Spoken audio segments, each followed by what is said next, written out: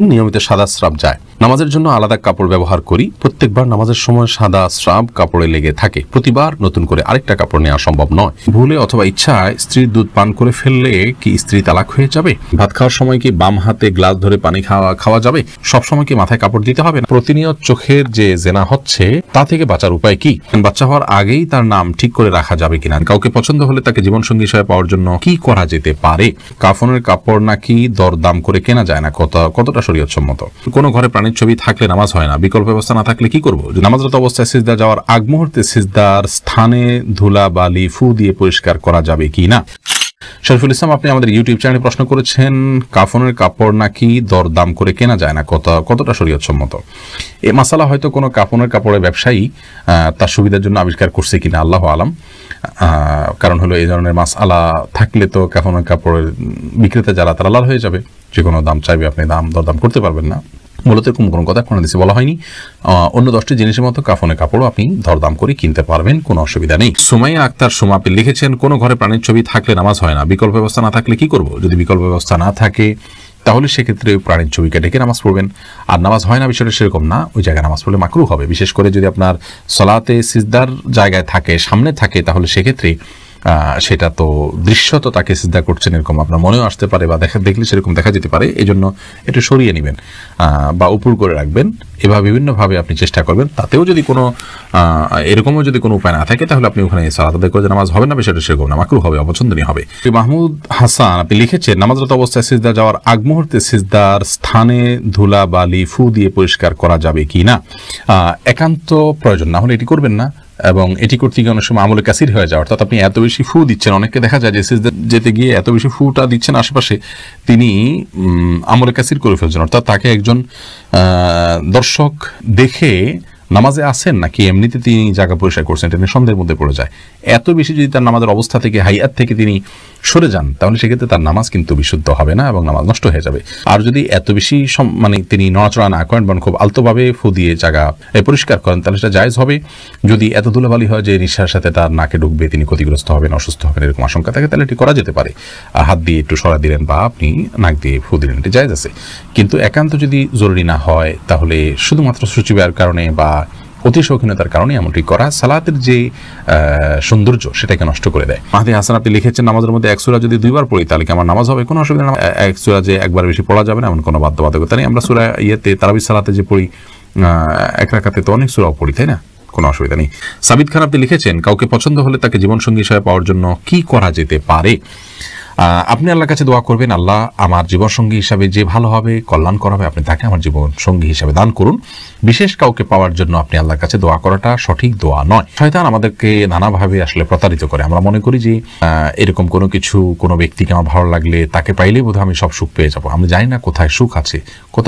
কত মানুষকে অবৈধ প্রেমের মাধ্যমে ভালোবাসেন, তাকে বিয়ে করেন ভালো মনে করে, অথচ দেখেন সারা জীবন অশান্তি। অতএব আল্লাহ রাব্বুল আলামিনের কাছে দোয়া করতে হবে এবং চেষ্টা করতে হবে নিজে নেক আমল করার মাধ্যমে যে আল্লাহ আমি যেন ভালো জীবন সঙ্গী পাই।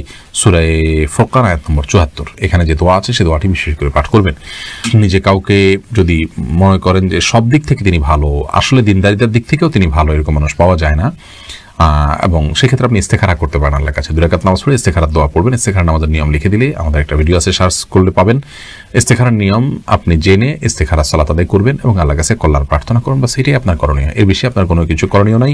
দুনিয়ার কোনো কিছু নিজে ভালো মনে করে সেটাকে পাওয়ার জন্য খুব বেশি লালাইতে হয়ে যাবে, বিশেষ করে এই জাতীয় ইস্যুতে এটা আমাদের জন্য রিস্কি।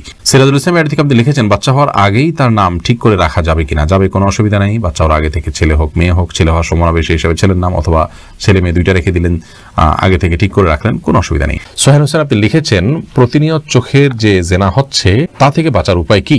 চোখের জেনা অত্যন্ত ভয়াবহ। আমি প্রথমে আপনাকে সাধুবাদ জানাই যে আপনি এই ভয়াবহতা আঁচ করতে পেরে এখান থেকে বাঁচার চেষ্টা করছেন। আজকাল অনেক মুসলিম আমরা এ থেকে বাঁচার প্রচেষ্টাটুকু পর্যন্ত আমরা করছি না। আল্লাহ তাআলা আমাদেরকে মাফ করুন।